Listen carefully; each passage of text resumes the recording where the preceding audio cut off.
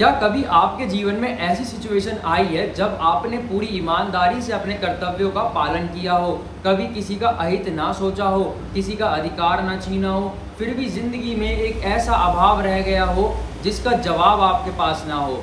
तब मन बार बार एक ही सवाल करता है, आखिर मुझसे ऐसी क्या गलती हो गई?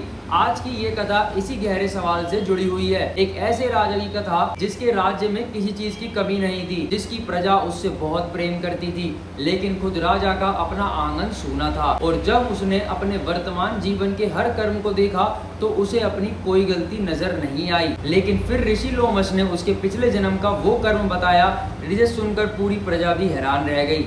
और इसी के बाद सामने आया श्रावण शुक्ल पक्ष की पुत्रदा एकादशी का व्रत। तो आइए सुनते हैं पुत्रदा एकादशी की ये पावन कथा। एकादशी को केवल एक व्रत के रूप में ही नहीं देखा जाता, इसे मन की शुद्धि, भक्ति और अपने कर्मों पर विचार करने का भी एक अवसर माना गया है। श्रावण मास के शुक्ल पक्ष में आने वाली एकादशी को पुत्रदा एकादशी कहा जाता है। इस एकादशी से जुड़ी एक कथा हमें ये समझाती है कि कभी कभी इंसान अपने वर्तमान जीवन में कितना भी अच्छा क्यों ना हो, लेकिन उसके पुराने कर्म भी उसके जीवन को प्रभावित कर सकते हैं। और इसी बात को समझने के लिए चलिए चलते हैं एक बहुत ही समृद्ध नगर की तरफ। बहुत समय पहले महिष्मतिपुरी नाम का एक बहुत ही समृद्ध नगर हुआ करता था। उस नगर के राजा थे राजा महीजीत। राजा महीजीत अपनी प्रजा को अपनी संतान की तरह प्रेम करते थे। उनके राज्य में न किसी के साथ कोई अन्याय होता था और न ही किसी को किसी चीज का अभाव था। प्रजा अपने राजा से बहुत खुश थी। दुनिया की नज़र से देखा जाए तो राजा के पास सब कुछ था, लेकिन राजा महीजीत के हृदय के अंदर एक बहुत बड़ा सन्नाटा था। उनकी कोई संतान नहीं थी। जैसे जैसे उनकी उम्र ढलती जा रही थी, उनका ये अभाव एक गहरी वेदना में बदलता जा रहा था। आखिर एक दिन राजा का धैर्य टूट गया। राजा ने मंत्रियों, पुरोहितों और विद्वानों को अपने पास बुलाया, लेकिन इस बार राजा अपने सिंहासन पर नहीं बैठे। वो अपने सिंहासन से नीचे उतरे। उनकी आंखों में आंसू थे और हृदय में संतान को लेकर गहरी तड़प। राजा ने हाथ जोड़कर अपनी प्रजा से कहा, मेरे प्रिय प्रजाजनों, आज मैं आपके सामने एक राजा बनकर नहीं बल्कि एक ऐसे मनुष्य के रूप में खड़ा हूँ जो संतान सुख से वंचित रह गया है। मैंने अपने इस जन्म के हर कर्म को बार बार टटोला है। मैंने कभी किसी का अधिकार नहीं छीना, कभी अन्याय से धन अर्जित नहीं किया, दुष्टों को दंड दिया और आप सभी को अपनी प्रजा नहीं अपने परिवार की तरह माना है। फिर ऐसा क्या कारण है कि मेरा अपना ही आंगन आज भी सूना है? मुझे किस अज्ञात कर्म का फल मिल रहा है? आप सभी मिलकर मेरी इस समस्या का कोई समाधान ढूंढिए। राजा की ये बात सुनकर पूरी प्रजा की आंखें नम हो गईं। अब सबके मन में बस एक ही संकल्प था, अपने राजा के दुख का कोई उपाय ढूंढना। राजा के कल्याण की कामना लेकर नगर के पुरोहित और प्रजा के लोग वन की तरफ निकल पड़े। वो एक आश्रम से दूसरे आश्रम जाने लगे, ऋषियों से मिलने लगे, अपने राजा की समस्या का समाधान पूछने लगे। खोजते खोजते वो वन के एक एकांत और दिव्य स्थान पर पहुंचे, जहां उन्हें मुनि श्रेष्ठ ऋषि लोमश के दर्शन हुए। ऋषि लोमश त्रिकालदर्शी थे।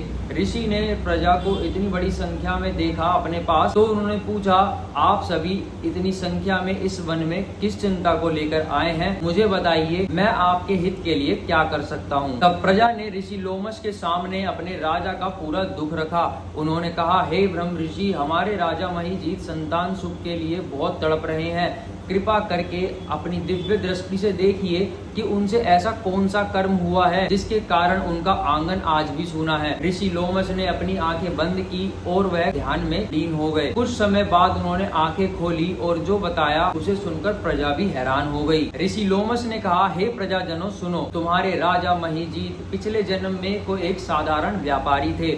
जीवन चलाने के लिए वो एक गांव से दूसरे गांव जाया करते थे। एक दिन बहुत तेज गर्मी थी, सूर्य आग बरसा रहा था। वो व्यापारी बहुत ज्यादा प्यासा था। चलते चलते उसे एक जलाशय दिखाई दिया। व्यापारी तुरंत जलाशय के पास पहुंचा और पानी पीने लगा। तभी वहां एक गाय अपने बछड़े के साथ आ गई। वो गाय भी प्यासी थी और जैसे ही गाय ने अपना मुंह आगे बढ़ाया पानी पीने के लिए, उस व्यापारी ने अपने स्वार्थ में गाय को डांट कर मार कर वहाँ से भगा दिया और खुद उस जलाशय से पानी पीता रहा। उस समय उस व्यापारी ने शायद इसे एक छोटी सी बात समझा हो और इसी कर्म के कारण राजा महिजीत इस जन्म में संतान सुख से वंचित है। अपने राजा का पिछला जन्म का कर्म जानकर प्रजा ने ऋषिवर से सवाल किया, हे ऋषिवर, क्या इसका कोई उपाय है? तब ऋषि लोमस ने कहा, श्रावण मास के शुक्ल पक्ष में जो एकादशी आती है उसे पुत्रदा एकादशी कहा जाता है। तुम सभी उसी एकादशी का व्रत सच्चे मन से करो और उसका पुण्य अपने राजा को समर्पित कर दो। इससे उनके पिछले जन्म के कर्म नष्ट हो जाएंगे। प्रजा के मन में अब एक नई उम्मीद जाग चुकी थी। सबने निश्चय किया कि वो अपने राजा के लिए पुत्रदा एकादशी का व्रत करेंगे। पुत्रदा एकादशी का दिन आया और पूरी प्रजा ने श्रद्धा के साथ व्रत किया, भगवान की पूजा करी और अपने राजा के लिए प्रार्थना करी। सबका एक ही भाव था, हे भगवान, हमारे राजा का आंगन खुशियों से भर दीजिए। व्रत पूरा होने के बाद प्रजा ने अपने व्रत का पुण्य राजा महिजीत को समर्पित कर दिया और कहा जाता है कि इस पुण्य के प्रभाव से राजा के पिछले जन्म का दोष दूर हो गया। अब जिस महल में इतने समय से सन्नाटा था, वहाँ धीरे धीरे खुशियों की आहट सुनाई देने लगी। कुछ समय बाद महारानी ने गर्भ धारण किया। राजा महिजीत की खुशी का ठिकाना नहीं रहा और जब समय पूरा हुआ तो महल में शुभ घड़ी आई। महारानी ने एक वीर और तेजस्वी राजकुमार को जन्म दिया। जिस आंगन में कभी राजा अपने आंसुओं के साथ प्रजा से पूछते थे, मेरा आंगन सूना क्यों है, उसी आंगन में आज खुशियों की शहनाइयां गूंज रही थी। अगर आपको ये कथा अच्छी लगी हो तो वीडियो को लाइक शेयर जरूर करें, चैनल को सब्सक्राइब करना ना भूलें और कमेंट में लिखिए ओम नमो भगवते वासुदेवाय। जय श्री हरि।